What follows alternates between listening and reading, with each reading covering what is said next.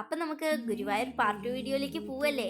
ബയോട്ടോ പോണ വഴിക്ക് ഞാൻ ജെമിനേറ്റ് ചെയ്ത ഫോട്ടോ ആയിരുന്നു കേട്ടോ അതാ ഈ സംഭവം. പിന്നെ പോണ വഴിക്ക് പട്ടാമ്പിപ്പുഴ കണ്ടു. ഇത് മഴക്കാലത്ത് നിറഞ്ഞൊഴുകുന്നും ഇവിടെ ഗതാഗതം തടസ്സപ്പെടുന്നൊക്കെ പറഞ്ഞു അച്ഛൻ. അപ്പോൾ ഞാൻ അതിൻ്റെ ഒരു വീഡിയോ എടുത്തു എന്ന് മാത്രം. ഇത് ശ്രീവിലാസം ഗസ്റ്റ് ഹൗസ് ആണ് കേട്ടോ.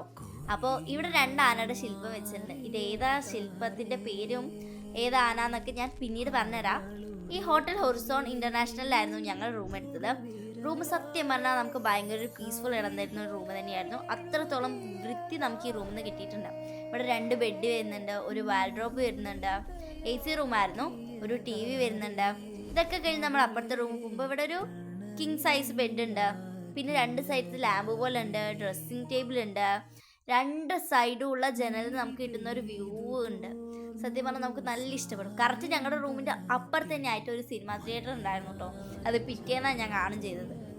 പക്ഷെ നല്ല പ്യുവറായിട്ട് നമുക്ക് ഏറ്റവും കൂടുതൽ പീസ്ഫുൾ തരുന്ന ഒരു റൂം തന്നെയായിരുന്നു. അത്രത്തോളം വൃത്തി നമുക്ക് ഈ റൂമിൽ നിന്ന് കിട്ടി.